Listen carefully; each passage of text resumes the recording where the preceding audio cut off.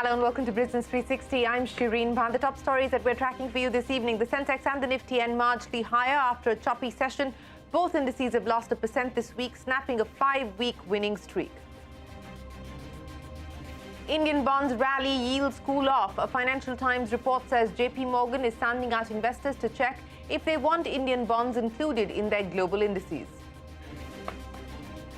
Stock markets on tenterhooks across the world as investors await the US Federal Reserve Chairman's speech at Jackson Hole later this evening. Crude oil prices remain firm with Brent trading around the $100 mark. On his last day in office, Chief Justice of India N.V. Ramana allows live streaming of the proceedings of his bench. This is the first time the Supreme Court's proceedings have been shown live to the public. Senior advocate Dushyant Dave breaks down in court, bidding an emotional farewell to Justice Ramana. The Supreme Court raises the ceiling for iron ore mining in Karnataka, says conservation of the environment and economic development must go hand in hand. The court had lifted the ban on mining 3 months ago. Banks in India see profit erosion in the first quarter due to treasury losses and higher operating expenses, but asset quality shows significant improvement. Veteran Congress leader Ghulam Nabi Azad quits the party, launches a blitzkrieg attack on Rahul Gandhi, calls him a non-serious individual who's allowed inexperienced sycophants to run the party and sidelined all senior and experienced leaders. Less than 48 hours to go for the demolition of the Supertech Twin Towers in Noida. 3,500 kilograms of explosives will be used to bring down the buildings in just 9 seconds.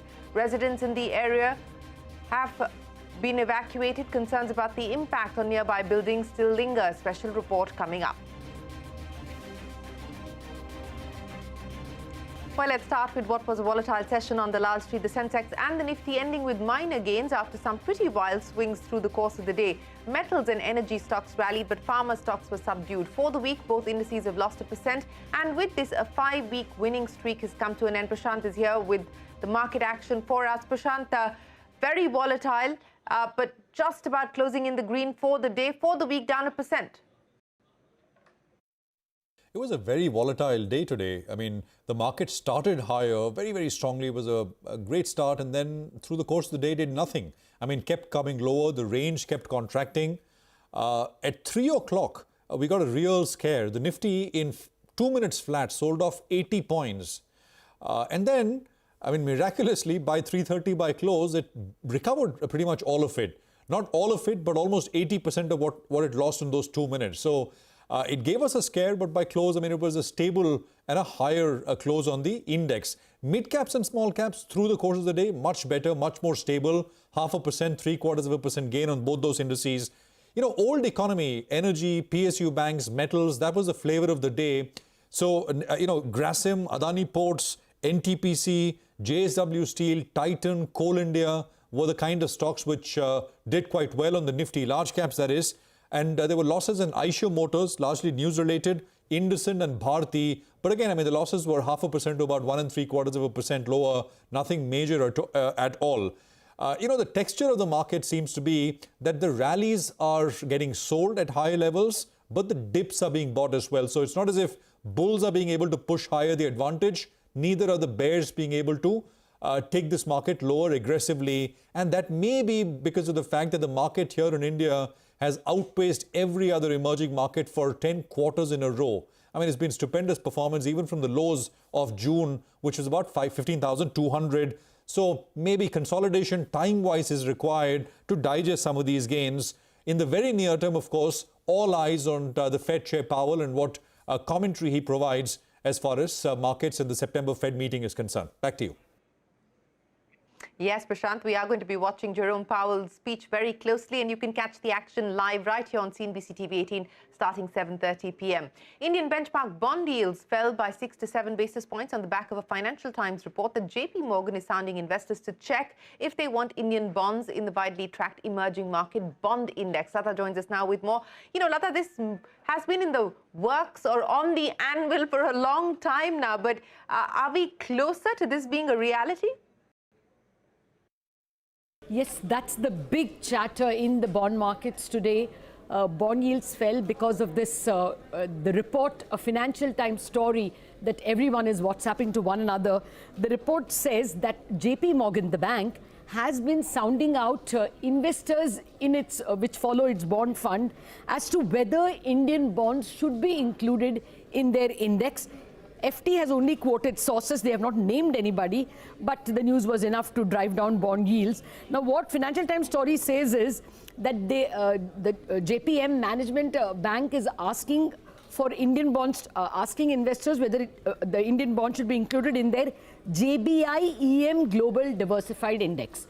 That index includes all the local currency, you know, like the rupee denominated bonds. The consultations apparently opened in summer. Now by summer I would assume they mean June, and they consulted fund managers who account for 85% of all the assets which you know, track the JPM indexes. And what FT says is that they started this consultation because there was a growing chorus of investors who wanted Indian bonds included in the index. The calculation is something which Goldman Sachs has done and others have done, that if India gets included, $30 billion of funds can flow into Indian bonds. And just as a background, India has designated some bonds as FAR bonds, that is fully accessible route. Otherwise, foreign funds can buy only about 5% of outstanding Indian bonds. But of that, some bonds, 5-year, 10-year, 7-year, etc., have been designated by the Indian government as fully accessible, which is what foreign investors want. You know, they want liquidity. And only if all these FAR bonds are included in the JBI index, India's weightage will be 10% of that index. And any passive fund which follows that index will have to invest in Indian bonds as well. Now, JP Morgan actually meets in October to discuss the proposal, and the next month itself they can announce the proposal. So it can come as early as that. The FT report says that JPM and Indian government did not respond to the story. All right, Lata, many thanks for joining us. Now, investors across the world are keeping a close watch on the Jackson Hole Symposium in Wyoming. The U.S. Fed Chief Jerome Powell will speak tonight, and markets are watching for any clues on potential rate hikes from the Fed in the near term. Here are top economists and Federal Reserve members with what we can expect. What I'm really looking for is to say, when do we see the turning point in inflation? When can we begin to see where that terminal rate might rest? Because I don't think we know yet where that may have to settle out, but it will be higher than it is today for sure. Obviously, doing 75 in June and July sets a pace that I think the public is looking for. What changes that would cause you to step down? He will not indicate whether it's 50 or 75. There's just too much data that we still have to get before then. What I think the market would like the best is for Chairman Powell to say we will continue to move against inflation, but we will be looking at what the data, the new data, is showing us. My base case expectation from the Fed is for 50 basis points and to give very little clue as to what they're going to do in late September today. So regardless of what the Jackson Hole talks cover, I don't think that'll be a very good marker for what the Fed will do at the end of September, simply because there is just way too much uncertainty. Well, reactions on what we should expect today, and we will be live with the Fed Chief Jerome Powell's speech from Jackson Hole at 7:30 p.m. right here on CNBC-TV18. So tune in and get the CNBC edge. It was a historic day for the Indian judiciary. The Supreme Court conducted live streaming of Chief Justice N.V. Ramana's last day in the courtroom. This was the first time ever that the court's proceedings were shown to the public live on camera. It was in September of 2018 that a 3-judge bench of the Supreme Court had allowed live streaming of the hearings in the top court, except in sensitive matters. However, the live streaming was not adopted in practice till today. Now, there were emotional scenes in court with senior lawyer Dushyant Dave breaking down as he bid an emotional farewell to Justice Ramana. What is outstanding so far as Chief Justice Ramana is concerned is the persuasion with which he was able to clear the areas of the appointment, the vacancies. For the first time, we have had the full court of 34 judges. sitting at one time itself. And this, I think, is a remarkable achievement for the purpose of the progress of the judiciary and the disposal of cases. We are losing an intellectual, we are losing an excellent judge. The family of judges. You have taken care of that family very well. And I tell you why. When the sea is calm, the ship will sail. But we are going through very turbulent times. And it is difficult for the ship to sail. It is there that this court will remember you for having maintained that balance even in turbulent times. You have ensured that the dignity and the integrity of the court is maintained. Your Lordships have been a citizen's judge. Lord, I speak on behalf of vast multitude of citizens of this country. You stood up for them. You upheld their rights. You upheld the Constitution. When you took over, I wrote that day an article. I was skeptical. I was skeptical after what the court had gone through. But I must say, your Lordships excelled our expectations. You lived beyond anybody's expectations. You did what is really expected to be done by this court. It was amazing to see. That real checks and balance, which is required to be kept between judiciary, executive, and the parliament, you did it. And you did it with a smile. Your Lordships really blessed this country with amazing constitutional morality, amazing constitutional ethos, and it will always be remembered for a long time. Well, that's the Attorney General there bidding farewell to Justice Ramana. The Supreme Court has also passed some significant orders today. The case pertaining to the so-called freebies has been referred to a three-judge bench. The court said that the issue requires extensive hearing and has ordered for a constitution of an expert body to submit recommendations. The apex court also said that all welfare schemes cannot be equated as freebies and added that the fiscal impact of distributing freebies must also be considered. So this is a matter that now will be heard by a bench led by Justice Chandrachud. Some relief for iron ore miners in Karnataka. The Supreme Court has increased the annual cap on iron ore production in 3 districts from 28 million metric tons to 35 million metric tons. The districts are Ballari, Chitradurga and Tumakuru. The Supreme Court has also ruled that Insolvency and Bankruptcy Code will take precedence over the Customs Act. The apex court has ruled that the Customs Authority can only determine the quantum of duties and levies but cannot initiate recovery proceedings. The court also added that once moratorium under IBC is declared, custom authorities have only limited jurisdiction to assess the quantum and they cannot take steps to recover. Shifting focus now to Fin Street. Banks have reported weak operating profits in the first quarter, and that's due to treasury losses and higher operating expenses. CNBC-TV18's Abhishek Kothari gives us an insight into how banks have done in Q1. Abhishek.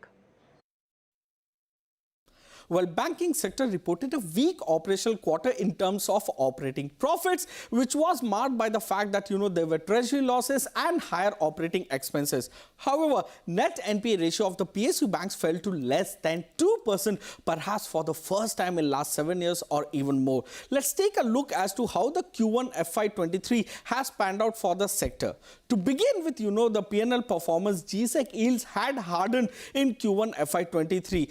This had an impact on the treasury portfolio for many of the banks, and operating profits also of the banks declined by about 9% YOY and 10.5% sequentially. For PSU banks, the operating profits fell by almost 17% YOY and more than 15% sequentially, while on the other hand, for private sector banks, the operating profits grew by a marginal 0.5% YOY and fell by 5.3% quarter on quarter. The banking sector reported net profits of 44,145 crores, which was up more than 37% YOY, but it declined by 9.5% sequentially. So for PSU banks, the profit stood at 16,064 crores, which was up nearly 10% YOY, but it declined by 12.5% sequentially. While on the other hand, private banks reported a total profit of 28,082 crores, up nearly 60% YOY, but it declined by 7.6% sequentially. The total restructured restructured book of the sector now improved to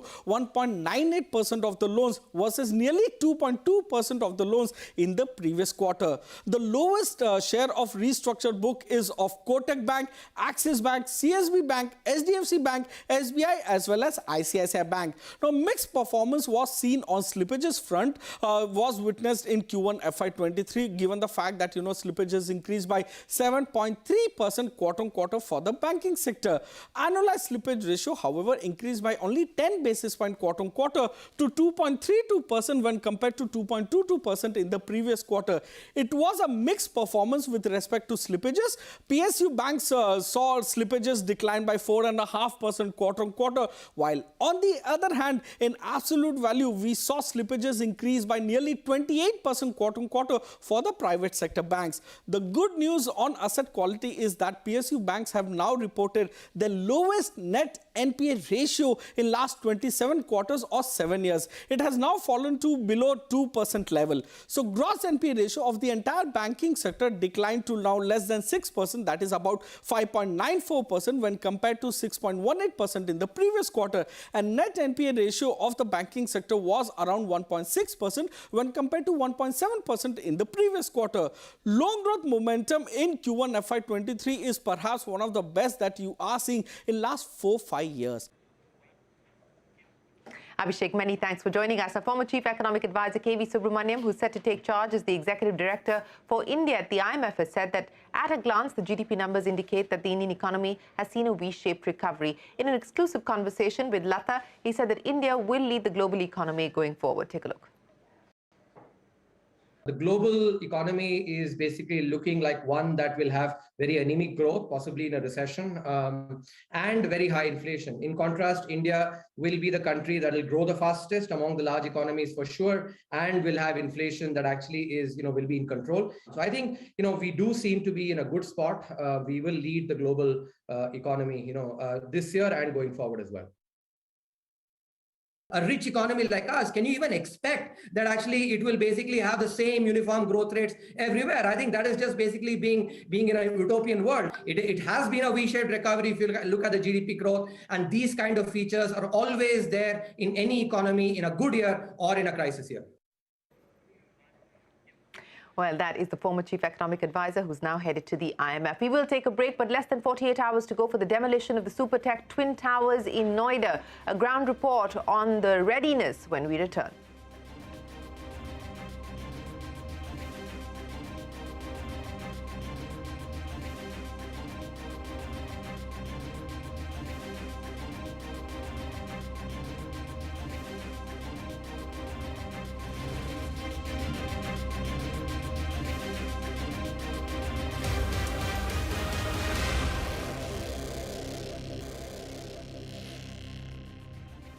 The big national story, veteran Congress leader Ghulam Nabi Azad has announced that he has broken all ties with the Congress party, putting the onus of his exit on Rahul Gandhi. In a long letter addressed to Sonia Gandhi, Azad launched a blistering attack on Rahul Gandhi, calling him a non-serious individual who has allowed inexperienced sycophants to run the party and sidelined all senior and experienced leaders.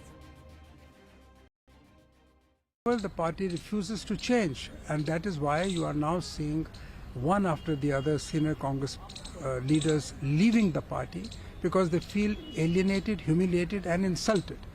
And no public man will remain in any party where he is consistently humiliated and insulted. And that is what has prompted the resignation of Mr. Ghulam Nabi Azad. मैं समझता हूँ सियासी मसला है। इनको ये लगा कि इन्हें वो मोहब्बत और वो प्यार नहीं मिल रहा होगा जो पहले था, या जो एतबार इन पे था वो नहीं था। कुछ हो सकता है ऐसा। मैं समझता हूँ आज भी इन्हें जिन्होंने छोड़ रखा है इनको फिर से सोचना चाहिए, और कांग्रेस की लीडरशिप को ये सोचना चाहिए कि इन कदावर लीडरों को कैसे वापस ला सकें। इनसे बात करें, इनकी दिलों की बात को सुनने की कोशिश करें और उस पर अमल करने की कोशिश करें।